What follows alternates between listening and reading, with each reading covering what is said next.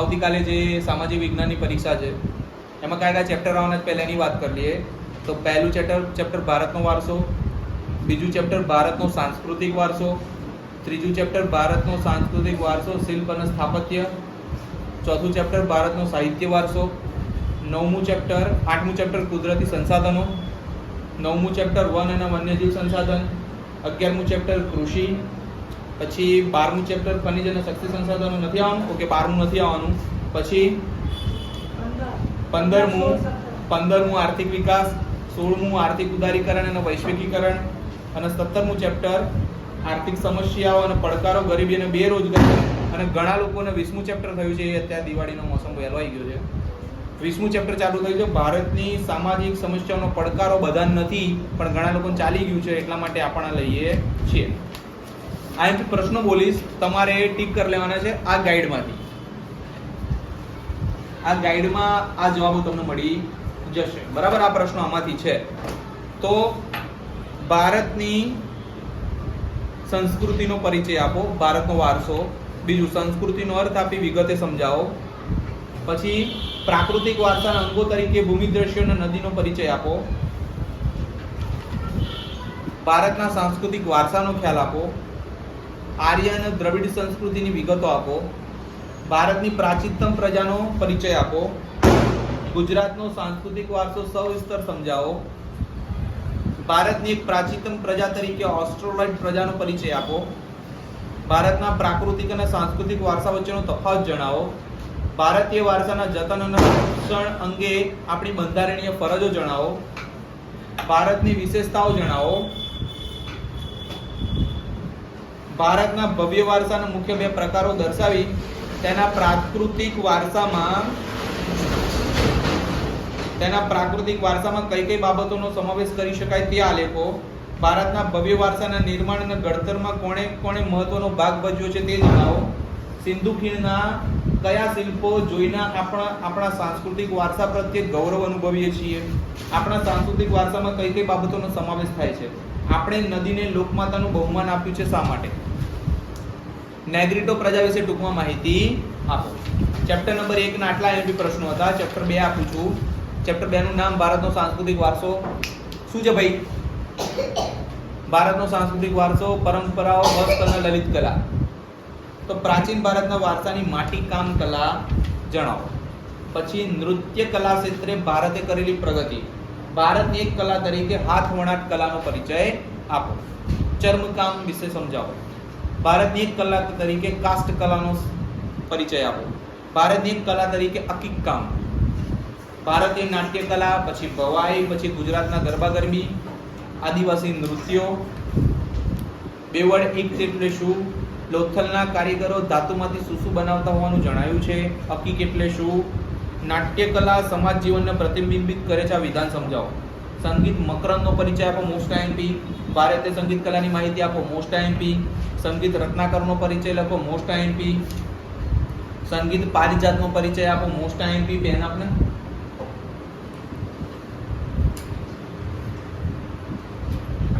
સંગીત પારિજાતનો પરિચય આપો, મોસ્ટ આઈએમપી. કથકલી નૃત્ય વિશે સમજ આપો, મોસ્ટ આઈએમપી. ગોપ ગુંથન નૃત્યનો પરિચય આપો, મોસ્ટ આઈએમપી. સિદ્ધિઓના ધમાલ નૃત્યનો પરિચય આપો, મોસ્ટ આઈએમપી. બરાબર, બીજા ચેપ્ટરમાંથી આટલું હતું. ત્રીજું ચેપ્ટર જોઈશું. મોહેન્જો-દડોની નગર રચનામાં રસ્તાઓ અને ગટર યોજના વિશે માહિતી આપો. ગુજરાતની ગુફાઓ, મોસ્ટ આઈએમપી. પ્રાચીન ભારતનું નગર આયોજન જણાવો, મોસ્ટ આઈએમપી. અહીંયા બીજી ટપ્પી ના પડે તો આવું પણ પૂછે, મોહેન્જો-દડોની નગર રચના જણાવો. મોહેન્જો-દડોના જાહેર સ્નાનાગર અને જાહેર મકાનોની માહિતી આપો. ધોળાવીરા વિશે માહિતી આપો. લોથલ ભારતનું અગત્યનું બંદર હતું, એના વિશે માહિતી આપો. સ્તંભ લેખો પરની કલા વિશે માહિતી આપો અથવા તો સ્તંભાલેખોનો પરિચય આપો. રથ મંદિરો વિશે ટૂંક નોંધ લખો. ભારતના જૈન મંદિરો વિશે ટૂંક નોંધ લખો. મોઢેરાના સૂર્ય મંદિર વિશે ટૂંક નોંધ લખો. ગોપુરમ સ્થાપત્યનું મહત્વ જણાવો. શિલ્પ એટલે શું? શિલ્પ કલા એટલે શું? સ્થાપત્ય એટલે શું? મોહેન્જો-દડોનો અર્થ જણાવી તેના રસ્તાની માહિતી આપો. સ્તૂપની સમજૂતી આપો. બરાબર. પ્રખ્યાત ગુફા સ્થાપત્યના નામ આપો. પછી અટાલા મસ્જિદ ક્યાં અને કોણે બંધાવી હતી? ગુજરાતમાં કઈ કઈ ભવ્ય વાવો આવેલી છે? ગુપ્ત યુગ ભારતીય કલાનો સુવર્ણ યુગ સાથી કહેવાય છે. આવી રીતના ત્રીજું ચેપ્ટર પૂરું થાય. એના અહીંથી હતા. ચોથું ચેપ્ટર ભારતનો સાહિત્યિક વારસો. બરાબર. તો પ્રાચીન ભારતીય સાહિત્યનો પરિચય આપો. નાલંદા વિદ્યાપીઠ, તક્ષશિલા વિદ્યાપીઠ, વલ્લભી વિદ્યાપીઠ ત્રણમાંથી એક પૂછાય છે. બરાબર. પછી ભારતમાં કેટલા વેદો છે, કયા કયા, મહાકાવ્ય તરીકે રામાયણ અને મહાભારતની ચર્ચા કરો. ગુપ્ત યુગના સંસ્કૃત સાહિત્યનો પરિચય આપો. અમીર ખુસરોનો પરિચય આપો.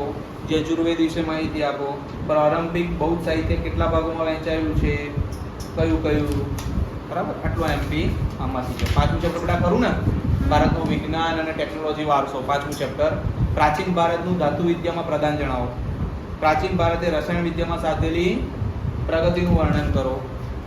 પછી વૈદિક વિદ્યા અને શૈલ્ય ચિકિત્સામાં પ્રાચીન ભારતનું મહત્વ જણાવો. પ્રાચીન ભારતે ગણિત શાસ્ત્રમાં સાધેલી પ્રગતિ વિશે નોંધ લખો. થોડું બોલવાની તકલીફ પડશે, જીભ દુખે છે. વાસ્તુશાસ્ત્રની ટૂંક નોંધ. ઘણાને તોતડું લાગતું હોય, તોતડું બોલે છે. પછી ટૂંક નોંધ લખો પ્રાચીન ભારતનું ખગોળશાસ્ત્ર. ગણિત શાસ્ત્ર ક્ષેત્રે આર્યભટ્ટે કરેલી શોધો વિશેની નોંધ લખો. વિજ્ઞાન અને ટેકનોલોજીનું મહત્વ. પ્રાચીન ભારતે વિજ્ઞાનના ક્ષેત્રોમાં આપેલો વારસો જણાવો. રાસાયણ વિદ્યા ક્ષેત્રે નાગાર્જુને આપેલું પ્રદાન. જ્યોતિષશાસ્ત્રમાં ભારતનું પ્રદાન.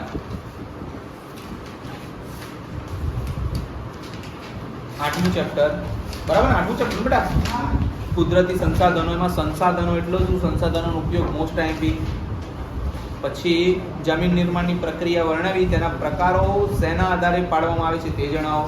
કાંપની જમીન મોસ્ટ આઈમ્પી. કાળી જમીન મોસ્ટ આઈમ્પી. લેટરાઇટ જમીન મોસ્ટ આઈમ્પી. જમીનનું ધોવાણ અટકાવવાનો ઉપાયો મોસ્ટ આઈમ્પી. ભૂમિ સંરક્ષણ એટલે શું, ભૂમિ સંરક્ષણના ઉપાયો મોસ્ટ આઈમ્પી. તા લખાઈ બેટા, તા લખાઈ ગયું. ભારતની જમીનના પ્રકારો કેટલા છે, કયા કયા. કાળી જમીનને કપાસની જમીન પણ કહે છે, જણાવો. રણ પ્રકારની જમીન વિશે ટૂંક નોંધ આપો. જંગલ પ્રકારની જમીન વિશે ટૂંક નોંધ આપો. અટકાય બેટા, અટકાય અટકાય. નવમું ચેપ્ટર વન અને વન્યજીવ સંસાધન. જંગલના પ્રકાર વિશે સવિસ્તર નોંધ આપો. વન સંરક્ષણના ઉપાય જણાવો. લુપ્ત થતા વન્યજીવન વિશે નોંધ આપો. વન્યજીવોના સંરક્ષણ માટેના ઉપાયો. વન્યજીવોના સંરક્ષણ માટેની વિવિધ યોજનાઓ. નિર્વનીકરણ મોસ્ટ આઈમ્પી. અભયારણ્ય એટલે શું, મોસ્ટ આઈમ્પી. રાષ્ટ્રીય ઉદ્યાન એટલે શું, મોસ્ટ આઈમ્પી. આટલા તૈયાર કરવા ના. આમાંથી પછી તમારે નકશા તૈયાર કરવા હોય તો અભયારણ્ય અને રાષ્ટ્રીય ઉદ્યાનો તૈયાર કરી નાખજો. એ આઈએમપી કહેવાય. બરાબર. દસમું કૃષિ. બરાબર. કૃષિના પ્રકારો મોસ્ટ આઈએમપી છે. એની અંદર બારમાં કૃષિ ક્ષેત્રના ટેકનિકલ સુધારા તૈયાર કરવાના, સંસ્થાગત સુધારા તૈયાર કરવાના. હરિયાળી ક્રાંતિ ટૂંકનો તો મોસ્ટ આઈએમપી કહેવાય, પપ્પા કહેવાય.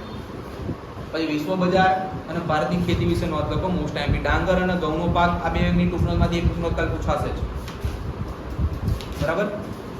પછી તમારે આમાંથી નકશો તૈયાર કરવાનો ભારતના ખેતીના પાકો. બરાબર. કઈ જગ્યાએ શું વસ્તુ કઈ રીતના, રાઈટ. ભારતના અર્થતંત્રમાં કૃષિનું યોગદાન. ભારતના કઠોળના પાક વિશે માહિતી આપો. આટલું તૈયાર કરવાનું. તફાવત ખરીફ પાક અને રવિ પાક. જાયદ પાક એટલે શું, તેના થતા કેટલો સમય લાગે. રોકડિયા પાક એટલે શું, ભારતમાં પાકતા મુખ્ય રોકડિયા પાક કયા કયા છે. જૈવિક ખેતી તરફનું વલણ શા માટે વધી રહ્યું છે. પાલ પ્રદેશમાં કેવા પ્રકારની ખેતી થાય છે અને કયો પાક લેવાય છે. મકાઈનો ઉપયોગ જણાવો. કોફીના પાકની અનુકૂળતાઓ જણાવો. ભારતમાં ડાંગર સૌથી વધુ મહત્વનો પાક કહેવાય છે, એનું કારણ આપો. પંજાબને ઘઉંનો કોઠાર કહેવામાં આવે છે. ઘઉં અનાજનો રાજા છે. ચાનો પાક પહાડી ઢોળાવ પર જ ઉગાડવામાં આવે છે, આનું કારણ આપો. ભારતમાં શણનું સૌથી વધુ ઉત્પાદન પશ્ચિમ બંગાળમાં થાય છે, એનું કારણ આપો. અને બધી સંકલ્પનાઓ વાંચવાની છે, નામ વાંચી જઉં છું. જીવન નિર્વાહ ખેતી કે આત્મનિર્વાહ ખેતી, સૂકી ખેતી કે શુષ્ક ખેતી, ભીની ખેતી, ઝૂમ ખેતી, બાગાયતી ખેતી, સઘન ખેતી, સજીવ ખેતી, ટકાઉ ખેતી, મિશ્ર ખેતી, ખરીફ પાક, રવિ પાક, જાયદ પાક અને ગ્રોફેડ GROFED. બરાબર. ગુજરાત તેલીબિયા ઉત્પાદક સંઘ. બરાબર. તો 11મું કરું બેટા. ભારતમાં જળ સંસાધન. તો ભારતના જળ સ્ત્રોત વિશે માહિતી આપો. સિંચાઈ ક્ષેત્રની ટૂંક નોંધ. ભારતમાં જળ સંકટ કેમ સર્જાય છે, એના કારણો અથવા તો સંજોગો જણાવો. જળ સંસાધનોની જાળવણી માટેના ઉપાય જણાવો. વૃષ્ટિ જળ સંચય વિશેની માહિતી આપો. બહુહેતુક યોજના મોસ્ટ આઈએમપી પપ્પા કહેવાય. ભૂમિગત જળના ઉપાયો જણાવો. દક્ષિણ ભારતમાં તળાવ દ્વારા ખેતી થાય છે, શા માટે. બહુહેતુક યોજના એટલે શું, આટલું તૈયાર કરવાનું. તો 12મું કરું ખનિજ. પછી 13મું કરું બેટા. 13મું તો નથી, 14મું નથી, 15મું કરું આર્થિક સહાય, આર્થિક વિકાસ. કેમ 15મું આર્થિક વિકાસ. વિકાસશીલ અર્થતંત્રના કોઈ પણ 5 લક્ષણો જણાવો. મોસ્ટ ટાઈમ છે પપ્પા કહેવાય. ઉત્પાદનના સાધનો ક્યાં છે તે જણાવી દરેક સાધનની સમજૂતી આપો. Most time. ઉત્પાદનના સાધનોની ફાળવણી કઈ બાબતોને લક્ષ્યમાં રાખીને કરવી જોઈએ. તફાવત આપો. બજાર પદ્ધતિ, સામાજિકવાદી પદ્ધતિ. આર્થિક વિકાસની સમજૂતી આપો. આર્થિક વૃદ્ધિ અને આર્થિક વિકાસ વચ્ચેનો તફાવત સમજાવો. જરૂરિયાતો અમર્યાદિત હોય છે આ વિધાન સમજાવો. ગજ્જબ આઈએમપી. પછી બજાર પદ્ધતિનો પરિચય. ગજ્જબ આઈએમપી. આર્થિક પ્રવૃત્તિ બિનઆર્થિક પ્રવૃત્તિનો તફાવત. ગજ્જબ આઈએમપી. બજાર પદ્ધતિના લક્ષણો, બજાર પદ્ધતિના લાભ, બજાર પદ્ધતિની મર્યાદા. બરાબર. પછી સમાજવાદી પદ્ધતિના લાભ, સમાજવાદી પદ્ધતિની ખામીઓ. મિશ્ર અર્થતંત્ર એટલે શું? ગરીબ કોને કહેવાય? આર્થિક પ્રવૃત્તિ એટલે શું? ગરીબ કોને કહેવાય? સાહેબ. આર્થિક વિકાસ એટલે શું? ઉત્પાદનના મુખ્ય સાધનો કેટલા છે? કયા કયા? શ્રમ કોને કહે છે? સાધનોનો વૈકલ્પિક ઉપયોગ એટલે શું? એક ગરીબ બ્રાહ્મણ હતો. ભારતે કઈ આર્થિક પદ્ધતિ અપનાવી છે? ખાલી જાણવાવાળાને જ ખબર પડશે, બાકી બધા તો સાંભળશે બિચારા. 16મું ચેપ્ટર આર્થિક ઉદારીકરણ અને વૈશ્વિકીકરણ. આર્થિક ઉદારીકરણની નીતિ અન્વયે કયા કયા સુધારો અપનાવવામાં આવ્યા છે? ખાનગીકરણના લાભો અને ગેરલાભો લખો. વિશ્વ વ્યાપાર સંગઠન. પછી પર્યાવરણની સુરક્ષા માટેના પગલાઓ જણાવો. ખાનગીકરણના માર્ગો જણાવો. વૈશ્વિકીકરણના લાભો જણાવો. પછી બેટા 17મું ખરું ગરીબ આર્થિક સમસ્યા પડકારો. ગરીબી અને બેરોજગારી. Most IMP chapter. ભારતમાં ગરીબીનું વર્ણન કરો. Most IMP. ગરીબી ઉદ્ભવના કારણો. Most IMP. ગરીબી નિવારણના વિવિધ ઉપાયો. Most IMP. ગરીબી ઘટાડવાના મુખ્ય સરકારી ઉપાયોની સમજૂતી આપો. Most IMP. આ 4 પ્રશ્નો ગજ્જબ આઈએમપી માં લેવાના છે. પછી બેરોજગારી ઘટાડવાના પ્રયાસ રૂપે સરકારી યોજના અને કાર્યક્રમો સવિસ્તર સમજાવો. આઈએમપી છે. ગરીબી એટલે શું? ગરીબી રેખા હેઠળ જીવતા લોકોના લક્ષણો જણાવો. એગ્રો બિઝનેસ પોલિસી તથા ઇનામ વિશે જણાવો. સામાજિક સલામતી અને અન્ન સુરક્ષાના કાર્યક્રમો જણાવો. મનરેગા કાર્યક્રમ. મોસ્ટ ટાઈમ લગભગ 100 પેપર કાઢો તેમાંથી 90 માં પૂછેલા હોય. બેરોજગારીના કારણો. બેરોજગારીની અસરો. વિશ્વ શ્રમ બજારનો ખ્યાલ. ધનિક ભારતમાં ગરીબો વસે છે મારા જેવા. જોરદાર. સાપેક્ષ ગરીબી અને નિરપેક્ષ ગરીબી.